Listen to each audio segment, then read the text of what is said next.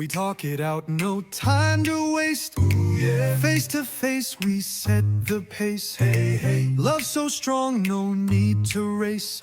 We hold it tight in every space, making it last. Oh, making it last. Yeah, yeah. Through the future, through the past.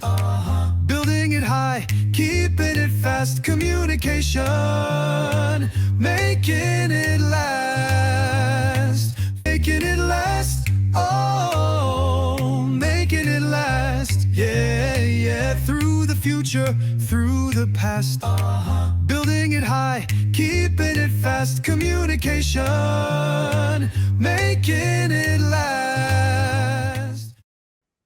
It's time for another conversation. Welcome to Making It Last podcast, where it's all about helping us to have better relationships, not just with ourselves, with other people. Now, I'm going to be talking with Karl Hebenstreit. I'm going to hope I said that correctly.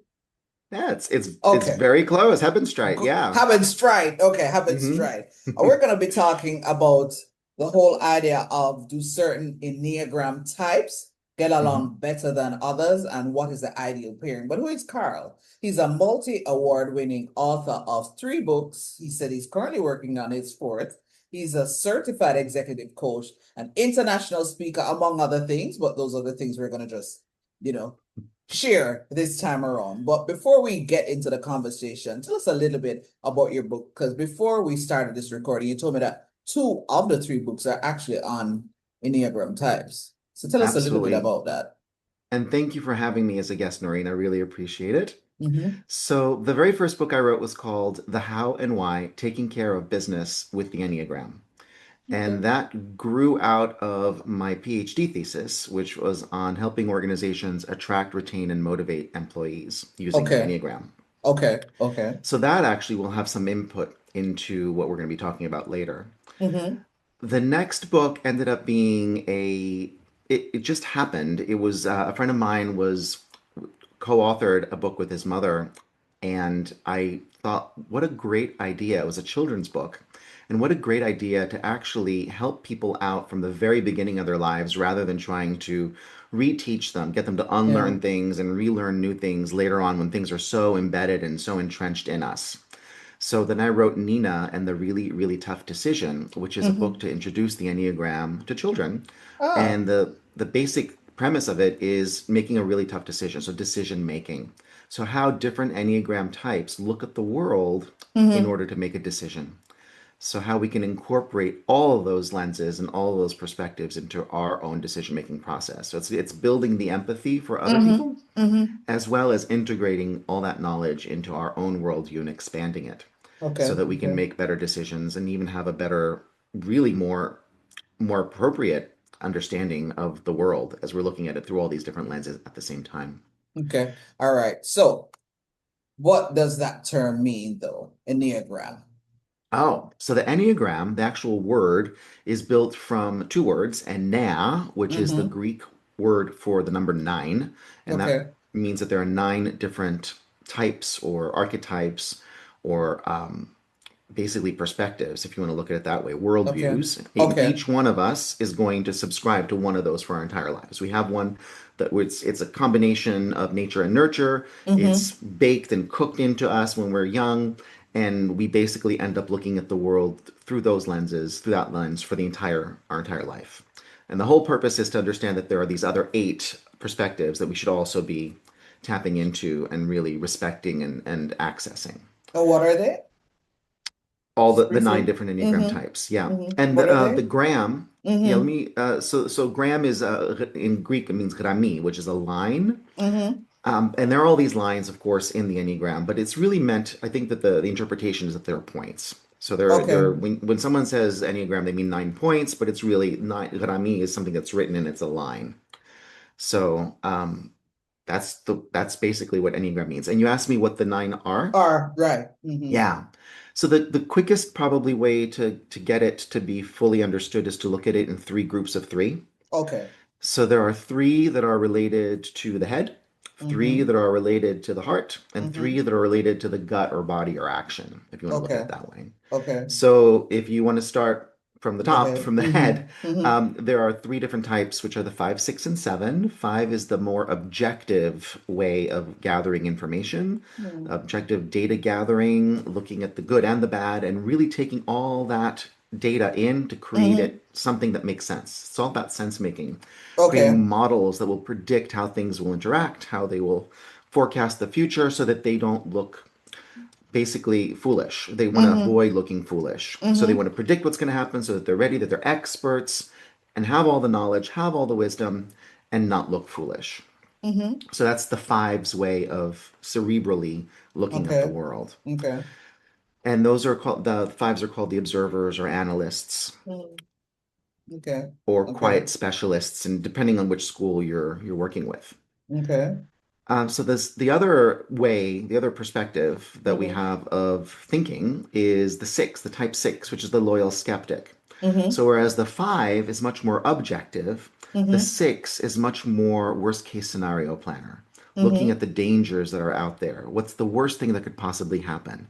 And then creating a plan for it and a backup plan and a backup plan to that to Mm-hmm. make sure that they will be safe, comfortable, and secure if this nasty, horrible thing happens. Okay. Okay. So that's the loyal skeptic. So five is objective, six is worst case scenario planning, Mm-hmm. and seven is the opposite. It's best case scenario planning, if you want to look at it that way. Always reframing things in a positive light, looking at options and opportunities Mm-hmm. and how good things could be, and Mm. really downplaying the negatives and the painful things and just Mm-hmm. going into the positive world or realm. And those are the visionaries, the epicures, the Mm-hmm. adventurers, always looking Mm-hmm. for experiences, new experiences. Mm-hmm. So each one of us is going to subscribe to one of those three ways of thinking, and it may or may not be our primary core Enneagram type. Okay. Because the big difference between just having this behavioral style or preference Mm-hmm. is this your core motivation? Okay. So then we're going to Okay. look. So I'm going to ask you, and you don't have to tell me right now, but between five, six, and seven, objective, worst case scenario planner, or best case scenario planner, which one of those do you subscribe to as a way of your thinking style? I'm I putting you on think the I'm spot a here, no. Nori. I don't. I know. Well, I'm not a worst case scenario person, but I Hmm. recognize that the older that I get, I am more observant. So I Yeah, think I'm and a that's bit of natural. that, and I do. I love to plan and think ahead a lot. So planning and So thinking ahead is probably more seven. yeah, yeah. So I think I'm So probably that a may combination of the last two. Yeah, Yeah, so yeah. probably more, yeah, and that's normal. We're not going to be 100% one Okay, in a fair in a enough. style. In a Fair enough. style, we won't be Okay. 100% one. And especially as you said, the more experience we have in the world, the Mm-hmm. more likely we are to adopt some of these other perspectives as True. well, because we realize that one perspective doesn't fit all Mm-hmm. situations. Mm-hmm. Mm-hmm. All right, so yeah, so we're going to have one of those three be our thinking style, and then we're going Okay. to have in the next the three feeling styles Mm-hmm. are the types two, three, and four. Mm-hmm. So the type 2 feels by looking externally to other people's needs.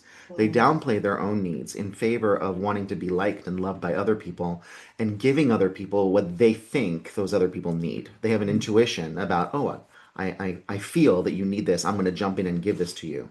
Even if you don't want Okay. me to, even if you aren't Okay. invited to, I'm going to jump in and give it to you. So Mm-hmm. it's always thinking of the other person and having this intuition to be helpful. So they're called the helpers or the givers, and always externally focused on other people's needs and downplaying their own. And one of the things that is a trigger for them is that if the other people don't appreciate them for the help Mm-hmm. that they provided or the contributions that they made to them, even again if they weren't invited. So that's the type two, the helper giver, externally focused. Okay.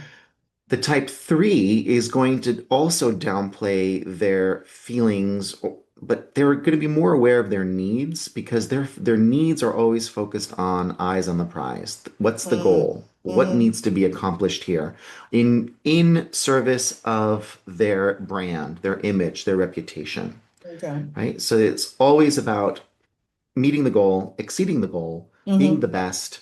How can I be the best?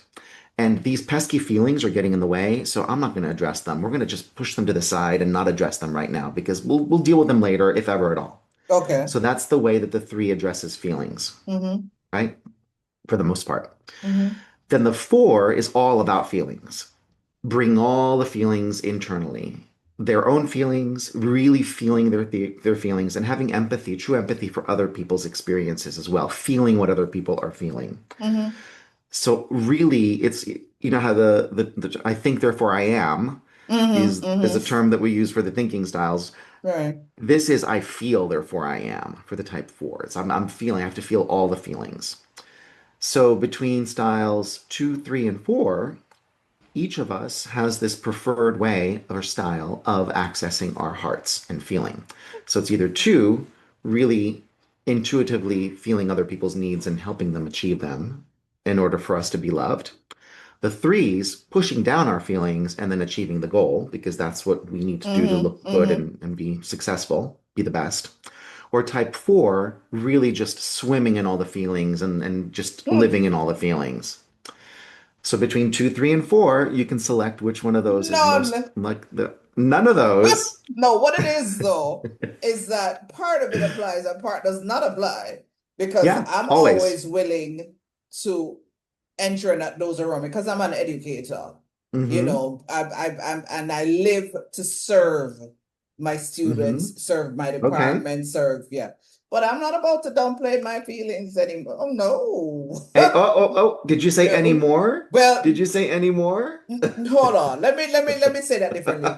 You know, and I keep saying it, and I've been saying it a lot in conversation with a lot of my guests. The older I get and the more self-aware that I am. Exactly. And the reason Hopefully. I said that is that I don't need the external validation. And Mm-hmm. I've got to that point a long time ago. Good. Good. Long time ago. And with a birthday coming up, I know it's even going to get worse. So hence what I'm saying. When I listened, I said, I'm a bit of that, a bit of that, a bit of that. But there's a part of it Exactly. that applies and the other part is, Yes. yeah, You are hitting yeah, the nail right in the head yeah. because we are all 9 of these types are in Mm-hmm. us, are within us. Okay, And fair when enough. we were in our 20s, and I know this was only about 10 years ago for you because you're about to hit your big, 30 year milestone, right? Carl, you're too, Carl, you are too kind. Too kind. And I'm not afraid to say it, but in a matter of months, I'm going to be 55. Because Oh, I know and I feel good same for my here. age. Same here. Look at In that. Look at June. that. Look at that. When is Well, I'm in yours? February. Okay, you're gonna reach it before I do. You have to Yeah. tell me what it's like for those extra couple months. I will. I will. But no. Mm-mm. Mm-hmm. Yeah, so, but you're bringing up the point exactly Mm-hmm. is as we mature, as we have Yeah. more Yeah. We're not going to say as experiences, we age, but okay. All right. exactly, as we Mm-hmm. hopefully mature, right? Because some Mm-hmm. people age Mm-hmm. and don't mature. Ain't that the truth? Mm-hmm. But we begin to see how some of these other perspectives are equally valid, or if not even more valid than what we originally were brought up believing. So what we Ah. thought in our 20s, and Mm-hmm. what this gets to, the Enneagram really gets to how we were in our 20s, which stays with us, and then we just add on these other Ain't perspectives and that the we truth? grow and Yeah. we develop. Yeah. Then we're able to integrate those and mature and hopefully become even better human beings and Mm. more effective human beings. So Yep. yes, you're absolutely right when you say that you are a mixture of all those. You see those 3 elements in each of these different styles play out. Mm-hmm. And I would invite you to look at what was it like in your 20s? Because then you grew on top of that. Yeah. Then you started learning from those other perspectives and saying, yeah, this isn't all there is. There's more to Mm-hmm. that. And by the way, they're equally valid and it's not one or the other. It's both and more, right? Yeah. Yeah. We talk it out, no time to waste. Ooh, yeah. Face to face, we set the pace. Hey, hey. Love so strong, no need to race. Hi, I'm Karl Hebenstreit, and I am here with Noreen Daly talking about the Enneagram and how we can use the Enneagram to increase empathy and emotional intelligence in the world. Right now, we're going to take a quick break to hear from our partners, and we'll be right back. What does a new you look like this year? Is it peace where there used to be pressure? Clarity where there was confusion? Joy where you once felt stuck? A new you doesn't mean erasing your story. It means honoring your journey and choosing growth, healing, and truth. one intentional step at a time. Because when your mindset changes, your rhythm changes, your voice changes, and your future starts to sound different. This message is brought to you by the Daily Communicator, NoreenDaily.com, and NSound Media, NSoundMedia.com. Langdo Language Institute was created to meet your language and communication needs. All of our packages were created just for you. We are passionate about language and dedicated to your success. We offer the CSEC English program, the Study Buddy program, the Get Ahead with English program, and the Business Communication program. Contact us at 767-285-0938 or email us at langdolanguage@gmail.com. Because the real question is, how can we help you?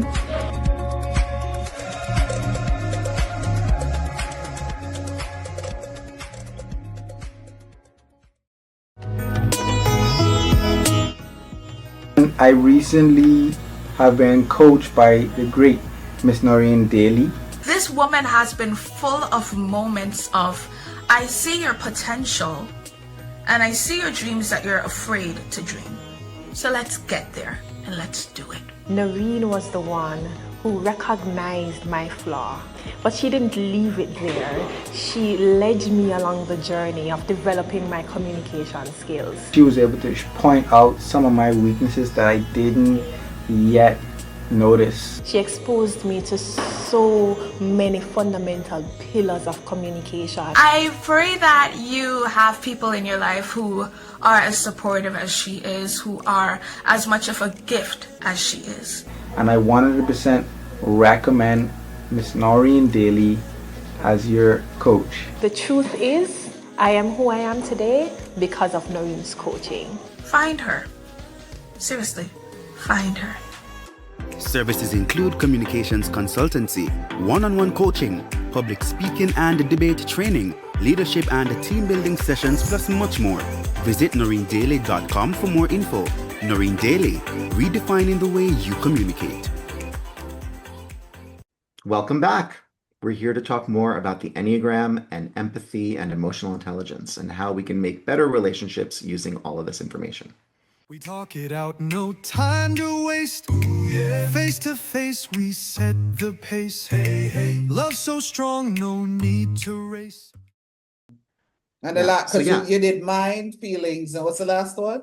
Gut or action, Okay, the body okay. styles. Yeah. Mm-hmm. So it's action. You want to look at it as the action center. How do we take action? Okay. So the type 8 is going to take action immediately. Something needs to be done, jump in and do it. Execute on it immediately, usually involving others. Okay. The type 9 is going to say, hold your horses. We don't want to move too fast on this because we don't see we haven't taken into consideration the whole picture.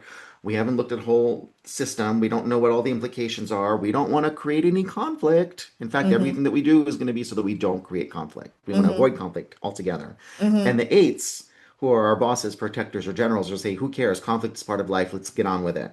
Let's execute on this and take action. And the 9s, who are our peacemakers, our harmony seekers, are going to be, no, no, no, no, no, no. It's going to upset everyone, and it's going to upset the equilibrium. We don't want that. And then the type 1s, who are our perfectionists, are going to say, yes, we need to take action. And this is the rubric that we're going to use to take action. We're going to put it through this lens of ethics and values and morals and rules and standards, and that's going to tell us what action to take. Okay. So those are the 3 different action styles or body centers, if you want to look at it that way. And each of us will take action through one of those lenses. So you can select which one is yours. And then after you have your one type in your feeling, your one type in your thinking, and now your one type in your action, one of those is going to be your core motivation. So there's a core motivation that's affiliated with that style as well. Yeah. I'm first and third for what you just described, though, because I like taking action, and I am not afraid of conflict. And if something needs to happen, Yeah. So yeah. So that's the type 8. And actually, the type 8s look at conflict as necessary because that's how we get to truth. Debate is necessary because that's how we get to truth. Most other people don't enjoy debate and don't enjoy conflict. They shy away from it. And 8s are like, no, that's the only way that we're going to get to the truth. And we need to know what the truth is. We don't care what the truth is. We want to know what the truth is. So this Yeah. is the way to get to it. Yeah. Yeah. Yeah. So with all of that, then do certain types get along better with others? And is there an Yes. ideal pairing? So there are so many different responses to this question, Okay. depending on who you talk to. Okay. So the overall general consensus is it doesn't matter what your core type is and what your partner's core type is, as long as you're both healthy versions of that type, because there are healthy and unhealthy versions of each of those types, integrated or disintegrated, productive and unproductive versions of each of the type. And because we're all human beings, we do fluctuate through healthiness and unhealthiness within our type. But where do you spend most of your time? So if you are both healthy versions of your type, and this is, relationships or friendships or whatever, this applies to all interdynamics, right? Then you will get along better because you will have the ability to integrate and empathize with these other perspectives and not just only look at the world through that one lens and say this is the right lens and every other lens is wrong. Every other perspective is wrong. So that's one answer to your question. There are more answers based on exactly the exercise we just went through. So there is a researcher, her name is Catherine Chernick-Faber, and she has looked at what we just went through that exercise. She calls that she calls it tri-type, which is also called triadic style or trifix. So which one of those numbers in each of those centers is best represents your thinking style, your feeling style, your action style. Okay. Now, we said one of those is your core motivation, right? One of those is going to be your core motivation. So she says it doesn't matter, again, if you have a core motivation that's different from somebody else's core motivation, but it's still those same 3 numbers, right? You still have those same 3 styles, but you said that you had 8 as your action style. And then I think in the head style, you went with 7, right? So let's just say, for the sake of argument, that you lead with type 8. The 8 is all about wanting power, control, security, making sure that they can control their area and the people that they love, making sure that they keep them safe, right? So having that ability to control that environment like that. The 7 is all about having fun and experiences and not being boxed in. Right. Now, you can still partner with a 7 and you can be an 8, again, in healthy versions. If that 7 also has 8 in their triadic style, and you have 7 in your triadic style, and then you also share your same hearts, I'm going to go with 2, with your as being the way that you access your heart. So if both of you have 2, 7, 8 as your triadic style or trifix or tri-type, yet you lead with 8 and your partner leads with 7, doesn't matter because you still have those 3 same ways of looking at the world, thinking, feeling, and taking action, right? So those things are still the same, yet your core motivation is slightly different, but it doesn't matter. You understand each other better because you see those 3 styles and you're compatible with those 3 styles. So that's what Catherine Chernick-Faber says. Did I confuse you with that? No, you're thinking. no. You're No, thinking I'm about thinking. something. Yes. I'm What are you thinking. thinking? I'm thinking. I'm like, yeah. I'm thinking. It's just that it's always a good thing when, as you said, the healthy version. Yes. So if it is that people are aware of that, then I know it then eases the frustration on either side. Because if you then recognize this is how this person is, learn to live with it and let's see how we can coexist rather than trying to change how they are and trying to make them think how you think. Exactly. Definitely, it's not about changing people. It's about empathizing with the way that they think, and the reverse, them empathizing with the way that you look at the world too, and then meeting in the middle, right? It's that compromise and that integration. So that's 2. I have a third answer too, if you're ready for the third answer. Go ahead. Okay, so then we go even deeper. Then there's this thing called instincts. These are these social dynamic instincts, these interdynamic instincts. How do we show up in different social situations? And there are Okay. three different ways, two of which are ones we dance between, and one tends to be our blind spot in most people. Okay. So self-preservation, if you ever think about flying, you're looking into traveling and you want to fly, we always get that safety demonstration about putting our oxygen mask on first before we give it to others, right? And that's exactly what self-preservation is about. Self-preservation will take care of their own physical needs first before opening up to others. So they will approach a social situation and say, I'm hungry, I'm thirsty, I'm cold, I need to take care of my own needs first. Great. Now these are all met. Now I can go to talk to everyone or meet everyone or Okay. interact, right? Okay. So that's self-preservation. The next one, we'll just do one-on-one. So the one-on-one is very intensely focused on one person at a time. So working or talking to or meeting one person, even if it's in a group, so you can focus on one One person person. and then finish with that person, then go on to another person, finish with that person, and go on to another person. So it's very much one-on-one, very intense, direct energy. And that's what they lead with. So they're not looking at their own needs first. They are looking at that connection, that intense connection, one-on-one with each different person. And then the third one is social, looking at the whole group. What's the vibe? What's the energy? What's going on here? What's the power structure? Which groups do I interact with? Right? So there's three different dynamics at play when we interact socially, which are the two that we tend to fluctuate most between situationally, Okay. and then which is the one that we tend to leave behind because it's blind for us. It's a blind spot for us. So some researchers, Frederick Krene from Ukraine specifically has been looking at this, says that the stacking of our instincts is determining how well we will be compatible with other people.